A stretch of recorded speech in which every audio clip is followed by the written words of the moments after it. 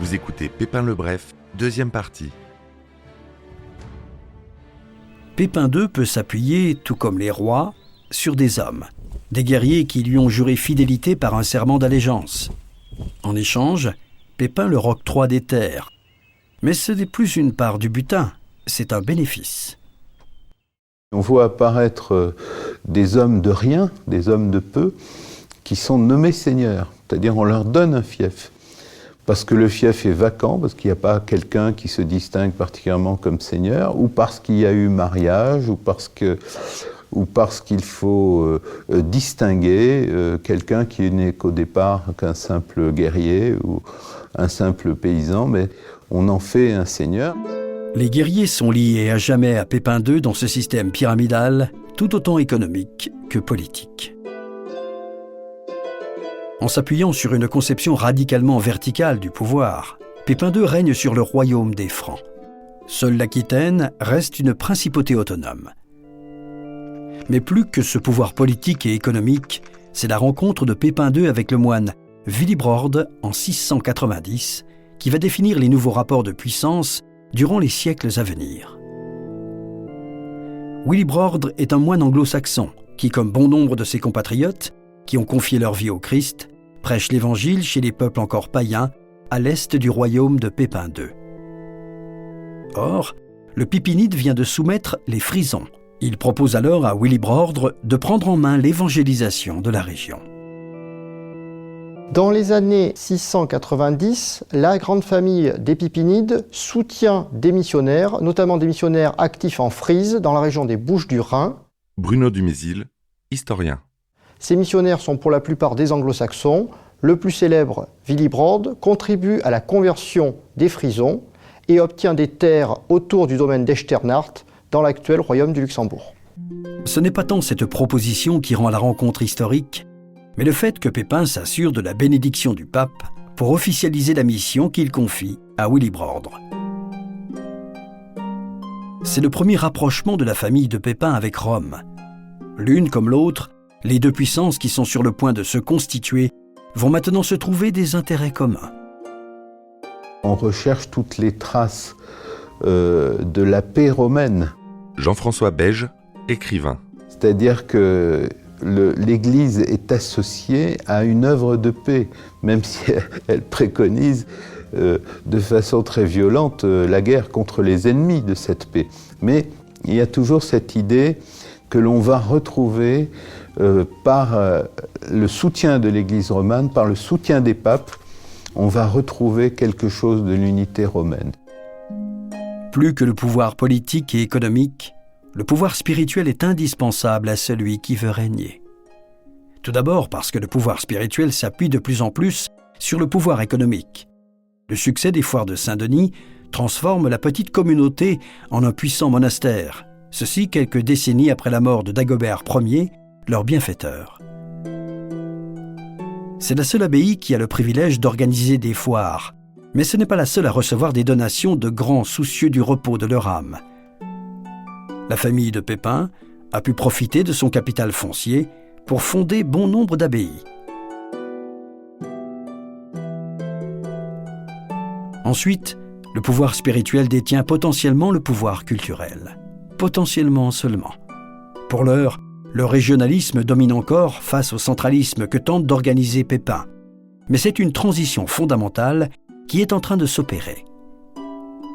Bientôt, le réseau des fidèles guerriers et le réseau des abbayes favoriseront l'émergence d'une autorité centrale qui gommera les particularismes régionaux à l'intérieur d'un État, tout autant puissance idéologique que puissance politique. Une puissance soutenue par Rome.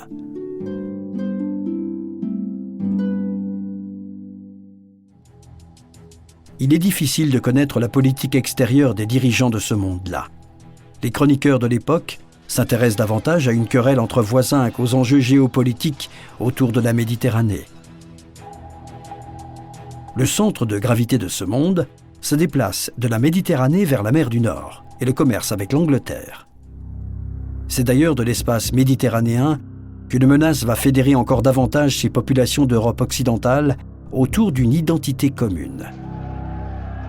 En 711, après l'Afrique du Nord, c'est l'Espagne wisigothique qui est envahie par les musulmans arabes et berbères. La péninsule ibérique devient Al-Andalus en 714. C'est aussi en 714 que meurt Pépin de Herstal. Son héritage est encore fragile. Les aristocrates neustriens détruisent le réseau de familles mis en place par le puissant Austrasien. Une famille neustrienne s'empare de la mairie du palais et utilise un prince mérovingien pour en faire un roi.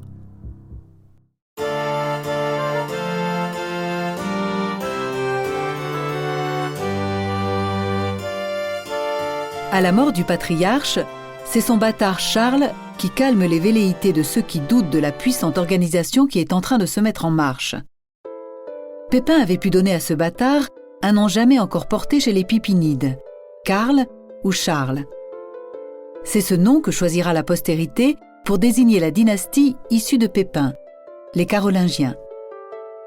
Sûr, l'œuvre de ce premier Charles est considérable, mais celle de son petit-fils, à qui l'on donnera le même nom, a encore davantage marqué les esprits. Voici donc l'histoire de Charles Martel, le grand-père de Charlemagne. Charles a déjà 30 ans en 714. C'est un homme politique aguerri. Il réussit à repousser l'avancée des Neustriens en Austrasie, mais il a besoin d'argent et d'un roi. Maire du palais d'Austrasie, il fait proclamer roi un autre prince mérovingien, Clotaire IV, et se prépare à donner la riposte aux Neustriens. Ceux-ci s'allient avec les Aquitains accompagnés des redoutables guerriers basques. Mais Charles donne un premier exemple de sa maîtrise de l'art de la guerre en l'année 720. Il fait mieux que mettre en déroute Aquitains et Basques. Il se rend maître du palais de Neustrie. Il récupère au passage le roi mérovingien des Neustriens, Chilpéric II, le sien ayant rendu l'âme. À la tête de 2 royaumes, Charles est appelé princeps comme son père. Le pape va même jusqu'à l'appeler vice-roi. Comme son père, Charles favorise l'expansion et la cohésion de la chrétienté en protégeant les missionnaires.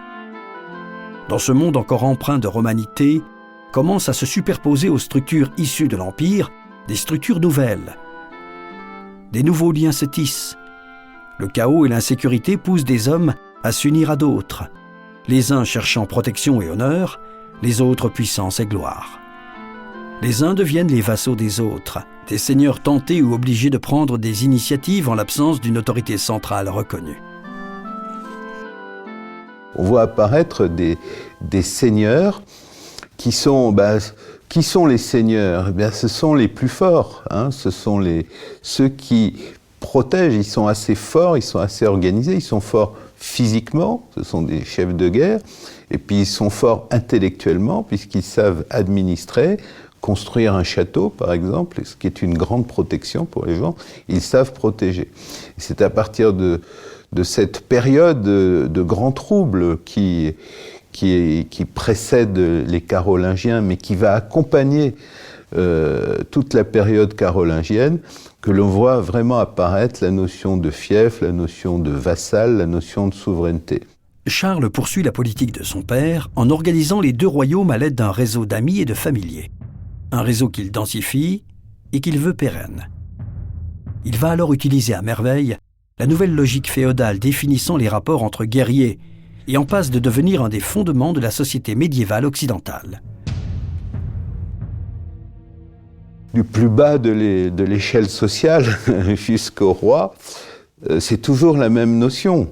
C'est « je te protège et en échange, tu me sers ». Tu me sers et ça va très loin, servir. Ça veut dire tu fais la guerre si je te demande de faire la guerre et tu meurs pour moi. Et partir des petits seigneurs qui rendent hommage à de plus grands seigneurs et ainsi de suite jusqu'au roi, eh bien, on arrive à un système pyramidal qui va prospérer sous Charlemagne, mais qui en fait existait un peu avant.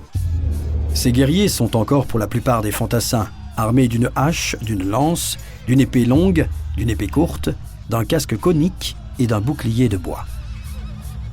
Un petit nombre d'entre eux montent à cheval. Le guerrier à cheval est plus efficace qu'un fantassin, mais le cheval coûte le prix de 20 vaches. une innovation technique va apporter une efficacité encore plus redoutable aux guerriers à cheval et va justifier par cette plus-value les investissements que sont l'achat d'un cheval et son entretien. Les cavaliers nomades, originaires des steppes de Mongolie et s'étant installés le long du Danube, apportent avec eux un équipement qui permet aux guerriers à cheval d'avoir les deux mains libres. L'apparition de l'étrier dans l'armée franque marque le début d'un processus qui fera de la cavalerie la base de tous les succès militaires en Europe occidentale jusqu'à la guerre de 100 ans. L'étrier, qui jusque-là n'était connu que par les peuples de la steppe, se diffuse à travers l'Occident.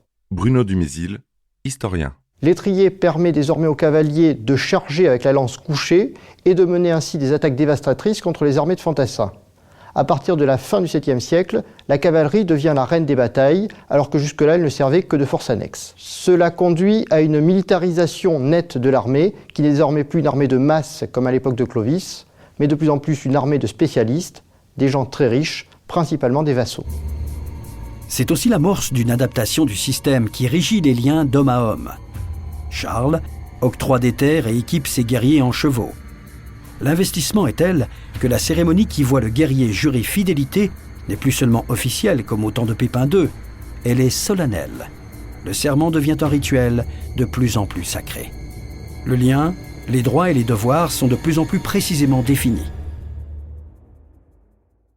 Les serments de fidélité des guerriers à leurs supérieurs sont connus depuis le 5e siècle. C'est une création romaine. Toutefois, les barbares ont adopté ces serments qui prennent des noms variables. On parle de truste au début de l'époque mérovingienne, mais on parlera plutôt de vasselage à partir du 8e siècle. Le système se codifie, mais manque encore ce code de l'honneur qui fera de ces guerriers à cheval les héros des romans de chevalerie, mais aussi les acteurs des grandes batailles de l'histoire médiévale. Pour l'heure, Charles doit davantage compter sur des fantassins dont les épaisses chemises de cuir se recouvrent de plaques de métal. Et c'est effectivement d'une muraille de fer dont a besoin Charles quand le duc d'Aquitaine fait appel à lui pour stopper la progression des cavaliers musulmans. Les troupes de l'émir d'Al-Andalus, déjà maîtres de toute la péninsule ibérique, lancent des raids qui les emmènent chaque fois plus loin en Aquitaine et même jusqu'au royaume des Francs. Les Mahométans, comme on disait à l'époque, le terme musulman ou islam, ce sont des termes qui sont venus beaucoup plus tard. Et dans l'Occident médiéval, on n'employait pas ce terme, on a plutôt employé un terme qui venait du grec. Et aux origines mystérieuses, d'ailleurs, on disait les Sarrasins. Les Sarrasins, c'était les musulmans. Jean-François Beige, écrivain. Et donc, il y avait dans cette invasion de l'Espagne un ralliement à la pensée religieuse de Mahomet, des tribus ibères qui ont été extrêmement sensibles à la pénétration des conquérants venus d'Arabie et qui ont fait donner une force considérable aux armées qui sont remontées vers la Gaule franque. En 732, après avoir pillé la basilique Saint-Hilaire de Poitiers, l'armée arabe est sur la route du monastère le plus populaire du royaume des Francs, Saint-Martin de Tours. Les motivations sont plus matérielles que spirituelles. Les abbayes chrétiennes sont richement dotées. Il y a dans cette invasion, une invasion comme il y en a eu beaucoup d'autres, mais il y a quelque chose de plus. Il y a une revendication spirituelle, c'est-à-dire les gens qui sont conquis changent de religion. Ils adoptent les préceptes de Mahomet. C'est à ce moment-là qu'il y a prise de conscience d'un péril de la chrétienté. Donc l'Église latine met tout son poids dans la balance. Il y a une mobilisation énorme des royaumes francs. Et l'homme qui symbolise tout ça, c'est le maire du palais Charles Martel. C'est donc sur la voie romaine entre Poitiers et Tours qu'après 7 jours d'escarmouches et d'observation entre les deux armées, le 25 octobre 732, un affrontement inédit voit les cavaliers de l'émir se heurter à la discipline de fer des guerriers du prince des Francs. Des guerriers soudés par des liens d'homme à homme et qui défendent leur territoire. La bataille est violente. Les troupes musulmanes, en razzia depuis des mois, sont écrasées. On pense que ça a été une guerre extrêmement meurtrière et avec de très grands pillages de part et d'autre, hein, parce qu'il ne faut pas voir ça comme une guerre entre civilisés et barbares. Les musulmans venus d'Espagne étaient assez raffinés, ça n'empêchait pas d'être des grands combattants. Et puis les héritiers des Francs qui étaient là étaient aussi de solides gaillards, donc ça a été une empoignade extrêmement dure. Les conséquences à court terme de ce triomphe sont de l'ordre de la politique intérieure. L'Aquitaine est assujettie au royaume des Francs, c'est alors la principale ambition de Charles. Sur le plan religieux, l'islam est alors considéré par les chrétiens comme une hérésie parmi d'autres. Il est par contre possible que sur le plan culturel, Charles et ses contemporains aient eu conscience d'un choc des civilisations.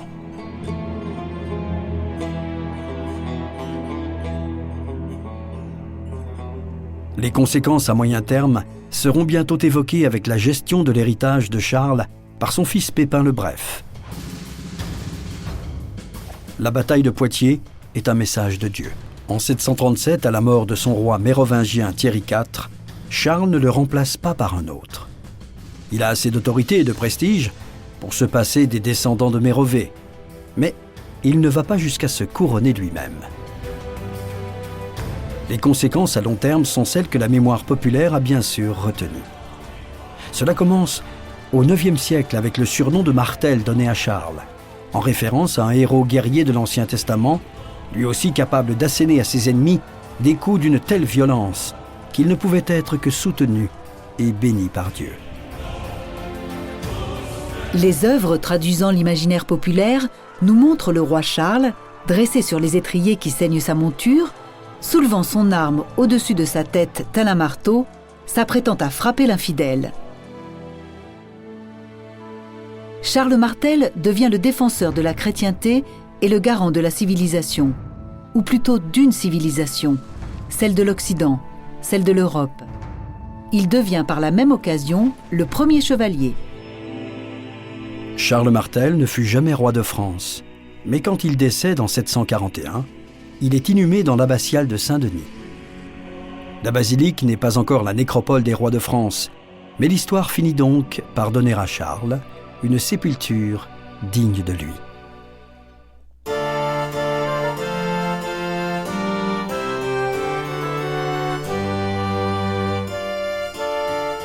Ami des moines de l'abbaye de Saint-Denis, Charles Martel leur a confié l'éducation de son fils, Pépin le Bref.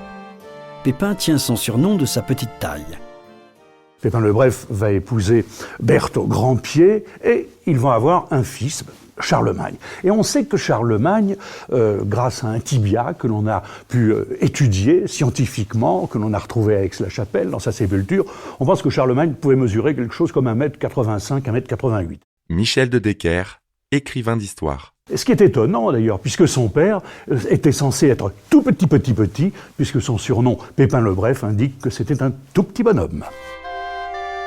Il devient tout naturellement, à la mort de son père, le maire du palais de Neustrie, car tout naturellement son frère aîné, Carloman, hérite de la mairie du palais d'Austrasie. La mort du patriarche à la pointe de fer réveille les ambitions d'autres familles aristocratiques, et même celles des Mérovingiens. Elle réveille également les velléités d'indépendance des peuples situés sur la frontière orientale. En 743, 2 ans après la mort de Charles, Carloman et Pépin sont contraints de trouver un Mérovingien à mettre sur le trône. Le temps n'est pas venu pour s'attribuer la couronne. Il convient de réformer profondément les mentalités, et donc l'Église, afin d'en finir définitivement avec les relents de paganisme et toutes les superstitions fétichistes, notamment celle qu'un roi doit porter la chevelure longue. Il faut aussi concilier tous les particularismes traditionnels régionaux si on veut une entité qu'on puisse gouverner. C'est Carloman qui montre la voie à prendre, réunissant un concile des autorités ecclésiastiques d'Austrasie, dont les conclusions devront recevoir la bénédiction du pape. Pépin le Bref fait de même en Neustrie. On impose aux membres du clergé une discipline plus stricte. Ils doivent donner l'exemple afin que l'ensemble des peuples à l'intérieur du royaume des Francs adhèrent au même idéal et surtout respectent un mode de vie, ainsi que les lois qui permettent d'atteindre cet idéal. Cet idéal, c'est le salut éternel. Le but est bien de créer une communauté unie par une même foi. Cette moralisation de la société est prise à cœur par Carloman, à tel point qu'en 747, il renonce au pouvoir et aux choses de ce monde. Il prend l'habit et se retire dans l'abbaye du mont Cassa, en Italie. Que Carloman ait pris cette décision spontanément ou plus ou moins contraint par des complots qui planent toujours sur ceux qui exercent le pouvoir, cela fait les affaires de Pépin le Bref, qui a le champ libre pour réaliser son grand projet. Après avoir préparé le terrain sur le plan idéologique, reste à mener une campagne de propagande sur le plan politique, juridique et même institutionnel. On est quand même toujours dans la monarchie élective, on choisit celui qui va être roi. Jean-François Beige, écrivain. Et ça reste, même si après ça devient un simulacre, ça restera toujours dans les fondements de la monarchie française, on aura toujours un simulacre d'élection. Même au moment du sacre d'Henri IV, il y a un semblant d'élection, qui est un rappel du fait que le roi est choisi par les seigneurs. Même si souvent, après, c'est imposé par l'hérédité, c'est imposé par la force, c'est imposé par le pouvoir en place. Mais il y a toujours cette notion élective dans la monarchie. Qui doit être roi ? Celui qui règne effectivement et qui en a les compétences, ou celui qui a les cheveux longs et qui sait à peine monter à cheval ? Que vaut ce roi si on le compare au fils de Charles Martel ? La bataille de Poitiers n'est-elle pas un message divin ? Pépin le Bref confie la responsabilité de cette opération de communication au moine de l'abbaye de Saint-Denis. L'anecdote de Dagobert dont la chevelure aurait été coupée par le chef des Saxons est peut-être élaborée à cette époque plus méthodiquement. Texte de référence à l'appui, les moines apportent la preuve que la destitution d'un roi faisant néant, et donc incompétent, ne serait pas une première. Il est cependant indispensable d'avoir l'appui d'une autorité théoriquement impartiale, et qui soit en même temps une référence dans le domaine spirituel pour pouvoir envisager le passage à l'acte.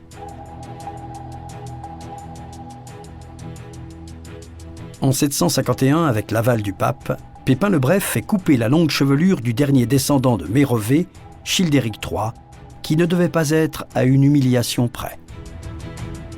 Les Mérovingiens étant dans une phase de perte de puissance depuis le début du 8e siècle, Pépin le Bref considère dans les années 740 qu'il est temps désormais de changer la dynastie royale. Bruno Dumézil, historien. Il envoie une lettre au pape pour obtenir l'autorisation de déposer le dernier Mérovingien. La réponse lui parvient, l'autorisant à éliminer ce Mérovingien. Le dernier héritier de Clovis finit ses jours dans un monastère. Acclamé par les guerriers, les évêques et les grandes familles, Pépin le Bref est couronné roi des Francs dans l'abbatiale de Saint-Médard de Soissons. C'est un coup d'État. L'expression paraît anachronique. C'est surtout le terme d'État qui ne semble pas adapté à la réalité politique. Mais c'est bien cela que sont en train d'organiser les Carolingiens, non seulement un État, mais plus encore, une véritable puissance idéologique. Il faut installer l'idée que le roi est un seigneur au-dessus des seigneurs, qu'il a certes un héritage un peu plus sacré que les autres, etc., mais qu'il est aussi le plus fort, le plus habile, le plus intelligent. Et donc Pépin et ses successeurs, les Pépinides, feront tout pour que la valeur de l'individu dépasse les liens du sang. Pépin le Bref ne se contente pas d'être couronné. Il se fait sacrer roi, comme les rois de l'Ancien Testament. Jamais un Mérovingien n'a été sacré. Comme Clovis, ils ont été baptisés, puis couronnés. Ils tenaient leur légitimité de Dieu. Mais Pépin fait mieux. Il est l'élu. Il ne se contente pas d'être en accord avec le projet divin, il est censé le concrétiser. L'assentiment de Rome a été obtenu parce que le pape est en danger. Les Lombards, qui occupent le nord de la péninsule italienne depuis 568, menacent les domaines qui permettent à la papauté d'être indépendante, économiquement et donc politiquement. Rome a besoin d'un allié en Occident. Et les relations avec la famille de Pépin le Bref sont basées sur une réelle complicité depuis maintenant 2 générations. Pépin le Bref, comme tous ses prédécesseurs, a d'excellents contacts avec le siège apostolique. Il écrit régulièrement au pape, il soutient les missionnaires que le pape envoie en Occident. Grâce à ses contacts excellents avec Rome, Pépin obtient une aura de monarque chrétien avant même de recevoir la couronne de roi.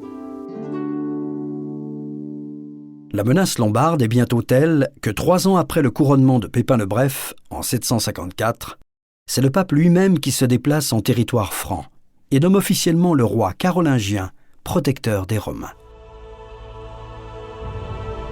Pépin en profite pour donner plus de crédit à sa nouvelle couronne en se faisant sacrer une 2e fois par le pape dans l'abbatiale de Saint-Denis. Et cette fois, c'est toute une famille qui est sacrée. Les 2 fils de Pépin, Carloman et Charles, reçoivent également l'onction papale. C'est l'acte de naissance d'une dynastie qui amènera Charles jusqu'au couronnement impérial. Mais c'est bien son père qui assure non seulement la transition entre les rois de la première race et ceux de la seconde, mais aussi une transition institutionnelle. La moralisation de la société s'accompagne d'une modernisation du droit et va de pair avec la centralisation du pouvoir. Le projet est bien de gouverner une communauté unie par une même foi à partir d'un point central, tout autant pôle idéologique et politique que pôle économique. Vers ce point central convergent les ressources économiques. Le trésor royal de patrimoine privé devient budget d'État. Ce point central n'est pas encore Paris, même si Saint-Denis est déjà éminemment stratégique. Pépin, comme les Mérovingiens, n'a pas de résidence fixe et la capitale de Charlemagne sera Aix-la-Chapelle.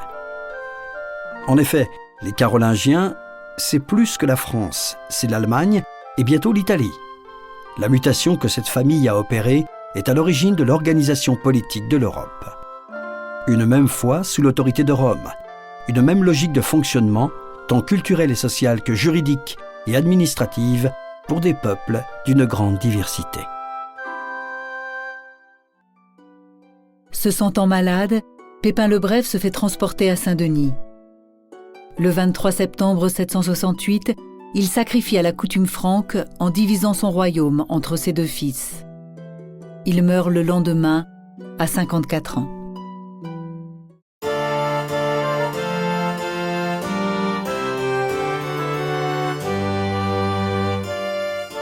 Quand les descendants de Pépin et de Charlemagne tiendront moins solidement qu'eux les rênes du pouvoir, ils se raccrocheront au wagon mérovingien pour légitimer leur pouvoir contesté.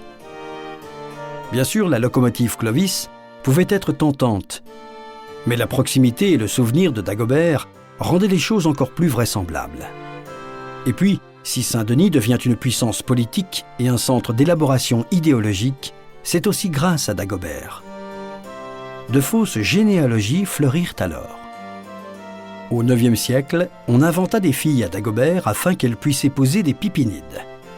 Quand les Carolingiens finiront par céder la place, des 4 coins de l'Europe, d'autres familles grefferont des ramifications dans leur arbre généalogique afin de se rattacher à la matrice carolingienne. Une matrice définie par l'association de 2 pouvoirs, le pouvoir politique et le pouvoir spirituel.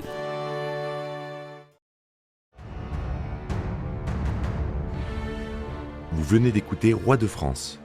Si vous avez aimé ce podcast, vous pouvez vous abonner sur votre plateforme de podcast préférée et suivre Initial Studio sur les réseaux sociaux. Roi de France est un podcast coproduit par Initial Studio et Merapi, adapté de la série documentaire audiovisuelle éponyme produite par Merapi. Cet épisode a été écrit par Thierry Bruand et Dominique Mougenot. Il a été réalisé par Catherine Mignot. Production exécutive du podcast, Initial Studio. Production éditoriale, Sarah Koskiewicz et Mandy Lebourg, assistée de Sidonie Cotier. Montage, Victor Benamou, avec la voix de Morgane Perret.